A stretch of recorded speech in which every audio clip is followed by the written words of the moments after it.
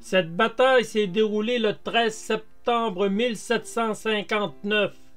C'est le moment le plus important de la guerre de 7 ans qui s'est déroulée au Canada. À partir de cette bataille, la France a peu à peu perdu ses territoires au profit des forces britanniques. Cette bataille a scellé pour toujours le destin des Français d'Amérique. Voici l'histoire de la bataille des plaines d'Abraham. La guerre de 7 ans s'est déroulée en Europe, aux Indes et en Amérique du Nord de 1756 à 1763. Elle est considérée comme une guerre mondiale. Cette guerre opposait plusieurs pays selon la géographie des lieux. En Europe, la Grande-Bretagne, la Prusse et le Hanovre combattaient la France, l'Autriche, la Suède, la Saxe, la Russie et l'Espagne. Par contre, la situation était tout autre aux Indes et en Amérique du Nord. Elle opposait principalement la Grande-Bretagne à la France.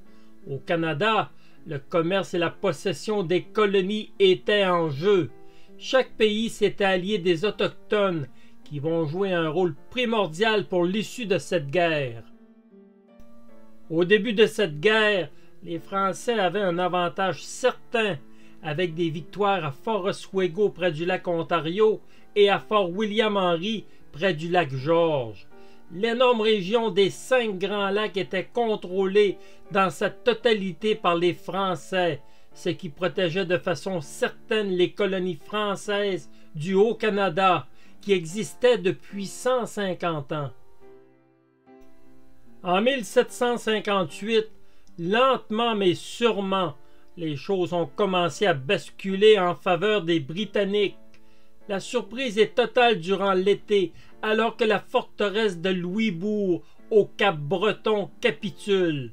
Le siège se déroule entre le 8 juin et le 26 juillet 1758. Le fort de Louisbourg était capital pour les Français dans cette guerre. Il était stratégiquement situé sur l'île du Cap-Breton, à l'embouchure du fleuve Saint-Laurent. Louisbourg avait la réputation d'être imprenable et coupait tout accès au fleuve Saint-Laurent pour la flotte britannique. Il était capital pour les Anglais de faire tomber ce fort s'ils voulaient avoir une chance de victoire dans cette longue guerre.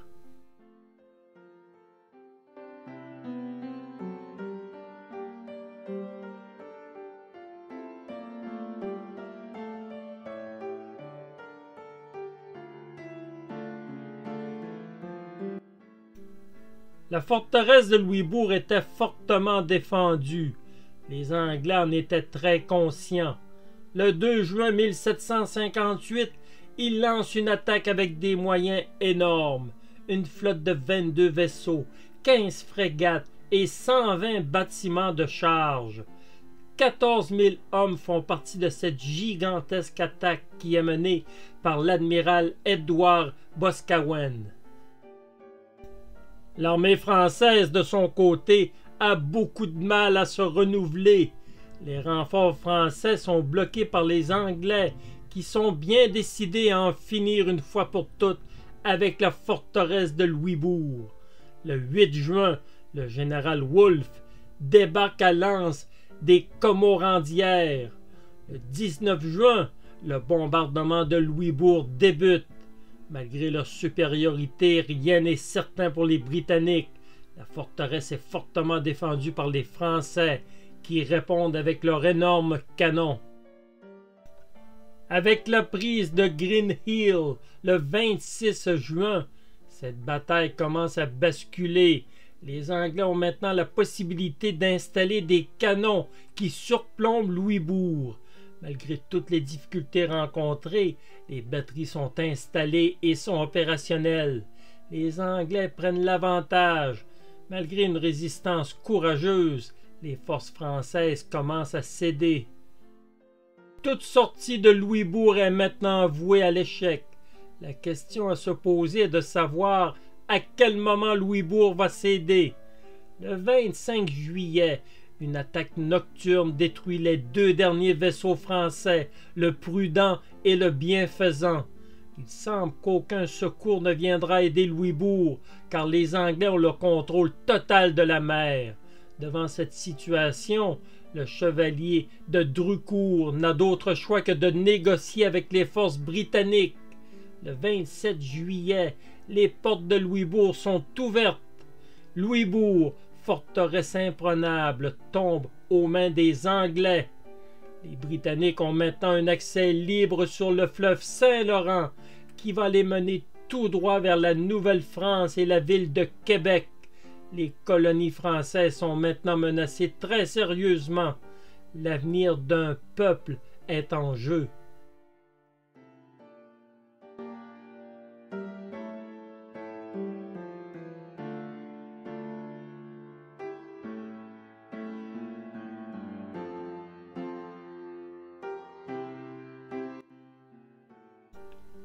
La chute de la forteresse de Louisbourg est un tournant dans cette guerre en Amérique du Nord. Maintenant maîtres du fleuve Saint-Laurent, les Anglais vont pouvoir s'amener à Québec pour une attaque décisive. Les Français sont déjà dans une position désespérée. Ils ont perdu toute la région des Grands Lacs, la vallée du Richelieu et le lac Champlain. L'avenir s'annonce sombre pour la Nouvelle-France. En juin 1759, les Anglais engagent toutes leurs forces disponibles. 150 vaisseaux et 40 000 soldats attaquent Québec. La ville est fortement défendue. Rien n'est gagné pour les Anglais.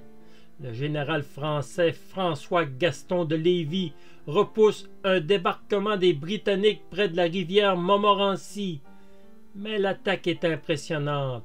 Les Anglais finissent par s'installer sur l'île d'Orléans, qui n'est qu'à quelques kilomètres de Québec. Les bombardements font rage. Tous les villages tombent. Bientôt, la ville de Québec est cernée. Les Anglais vont bientôt débarquer pour une bataille décisive. Dans la nuit du 13 septembre 1759, les Anglais du général Wolfe atteignent les hauteurs de Québec en réussissant à gravir un sentier proche de la côte Gilmore. L'armée britannique a environ 4400 soldats contre 4500 sous les ordres de Louis-Joseph de Montcalm. Malgré un nombre équivalent de soldats, Montcalm est tout de même dans une position difficile. Les Anglais sont tous des soldats de l'armée régulière, entraînés et prêts au combat. Quant aux Français, il y avait à peine 2000 vrais soldats réguliers. Le reste des forces était composé de miliciens, d'Amérindiens et de civils, mal entraînés et mal armés. Un affrontement avec les Anglais semblait suicidaire. Montcalm est conscient de son infériorité. Il estime qu'il ne pourra jamais résister à une attaque. Il prend la décision d'attaquer dans une tentative d'empêcher les Anglais de bien s'installer. À 10 heures, les Français attaquent.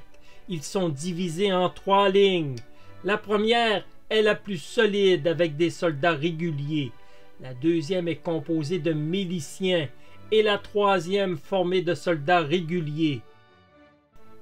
La deuxième ligne est le point faible des Français et va provoquer une défaite rapide et cruelle. Les miliciens ignorent les ordres. Ils tirent les premiers, suivis de la troisième ligne, puis de la première. L'armée de Montcalm est désorganisée et court à sa perte. Les Anglais de Wolfe sont disciplinés. Ils attendent les ordres. Le général anglais forme 2 lignes. On attend que les Français soient à environ 35 mètres avant de faire feu. Le positionnement stratégique des Anglais sur 2 lignes leur permet de couvrir un plus large territoire que les 3 lignes françaises. Le centre de la ligne anglaise va faire feu pour détruire la première ligne française. La riposte française permet de tuer des soldats britanniques, mais déjà la bataille semble perdue pour les Français. Une autre salve des Anglais qui continuent d'avancer achève le travail. En moins de 30 minutes, les Français doivent battre en retraite. Louis-Joseph de Montcalm meurt le lendemain de ses blessures, tandis que le général anglais James Wolfe meurt sur le champ de bataille. Cette courte bataille va sceller le sort de la ville de Québec, qui va tomber aux mains des Britanniques. Le colonel Louis-Antoine Bougainville n'est pas parvenu à rassembler ses hommes à temps pour venir aider Montcalm sur les plaines. Il a prétendu n'avoir été informé qu'à 8 heures du débarquement des Anglais à Québec. Après cette bataille, il se présenta sur les plaines, mais rencontra immédiatement l'armée anglaise, maintenant sous le commandement de George Townshend. Bougainville battra vite en retraite devant les 2 régiments anglais qui étaient toujours sur place. Son arrivée permettra par contre à ce qui reste de l'armée française de battre en retraite. En effet, sa présence forcera les Anglais à demeurer présents sur les plaines d'Abraham pour protéger leur conquête. Le 17 septembre 1759, vers 15 heures, la ville de Québec capitule officiellement. Il semble admis aujourd'hui que cette défaite historique soit fortement imputable à Bougainville, qui n'avait pu empêcher les Anglais de débarquer à L'Anse-au-Foulon. On l'avait aussi blâmé pour ne pas s'être rendu à temps sur les plaines en renfort à Montcalm. Le général français François-Gaston de Lévis avait peu d'estime pour Bougainville, le décrivant comme un mauvais stratège et un mauvais soldat. Avec le recul, peut-on imputer la perte de la ville de Québec à Bougainville? Cette thèse semble très hasardeuse, car l'armée britannique, mieux armée et avec de meilleurs soldats, avait toutes les chances de conquérir la ville, peu importe les actions de Bougainville. Dans un dernier sursaut, le 28 avril 1760, le général de Lévis engage 7000 hommes contre les 3400 Britanniques du général James Murray dans ce que l'on appellera la bataille de Sainte-Foy. Après une importante victoire, de Lévis tente de reprendre Québec, mais se butera à la résistance anglaise. De Lévis devra battre en retraite quand des renforts anglais arriveront. La ville de Québec est définitivement perdue. Cette bataille est la dernière entre les Français et les Britanniques dans la vallée du Saint-Laurent. L'armée française ne compte plus que 2100 hommes qui retraitent vers Montréal, encerclés par 18 000 soldats britanniques qui arrivent par la rivière Richelieu, le fleuve Saint-Laurent et Amherst. Les hommes de William Haviland ont une supériorité écrasante. Les Français se rendent sans condition à la place d'armes pour éviter un massacre certain. Montréal, à son tour, capitule le 8 septembre 1760.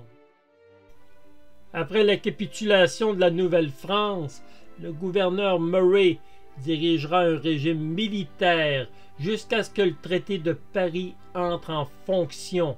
Ce régime va durer jusqu'à 1763, alors que la guerre de 7 ans sera officiellement terminée.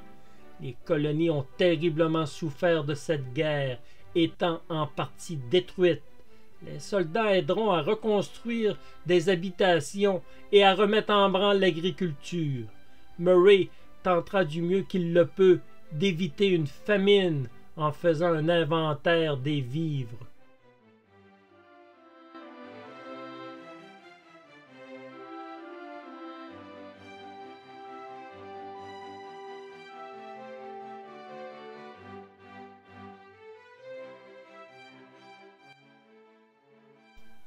Le 10 février 1763, le traité de Paris est officiellement signé. C'est la fin de la guerre des 7 ans. La vie pour les habitants du Haut-Canada ne sera plus jamais la même. Les conséquences seront importantes. Tout le territoire du Canada est maintenant sous la gouverne des Britanniques, avec les lois britanniques. Les îles Saint-Pierre et Miquelon et une partie de la côte de Terre-Neuve vont demeurer la propriété des Français. Les habitants qui ne désiraient pas devenir sujets de Sa Majesté britannique ont eu un délai de 18 mois pour quitter le pays. La religion catholique romaine pourra continuer d'être pratiquée pour les Français sous condition de ne pas contrevenir aux lois britanniques. Des réformes, une nouvelle politique fiscale transformeront peu à peu le Canada en colonie britannique. Les Britanniques obtiennent les possessions françaises suivantes: l'île du Cap-Breton, tout le Québec, le territoire couvrant les Grands Lacs jusqu'à la rive est du Mississippi. Un échange de prisonniers sera aussi mis en place. Les Anglais continuent dans leur acquisition avec la Dominique, de Tobago, de Saint-Vincent et de la Grenade, des îles antillaises. L'Espagne cède la Floride aux Anglais en échange du territoire de la Louisiane qui appartenait aux Français. Le seul prix de consolation pour les Français sera la Martinique et la Guadeloupe que les Anglais acceptent de leur redonner. La nation française ressort meurtrie de la guerre de 7 ans en perdant de nombreuses possessions qui auront de lourdes conséquences pour le peuple francophone du Québec.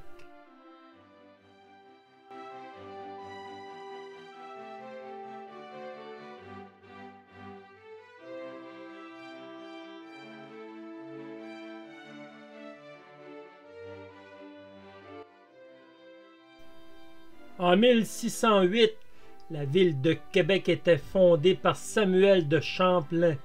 Cette ville était le centre névralgique de la francophonie en Amérique. Québec avait une position avantageuse aux côtés du Saint-Laurent et de la rivière Saint-Charles. L'économie portuaire devint très importante avec un commerce très solide. Montréal, quant à elle, n'était pas en reste, avec un commerce de fourrure encore plus florissant que celui de Québec. Peu à peu, des colons se sont installés, des familles ont grandi pour installer une forte population française qui en 1759 était estimée entre 60 et 75 000 habitants.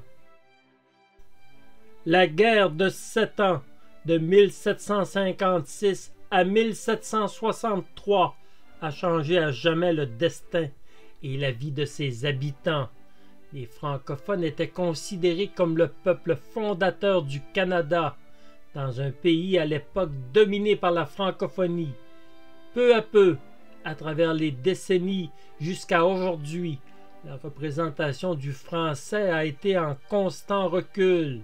En 2021, la population québécoise était de 8 604 000 personnes, avec les francophones majoritaires à 74 %.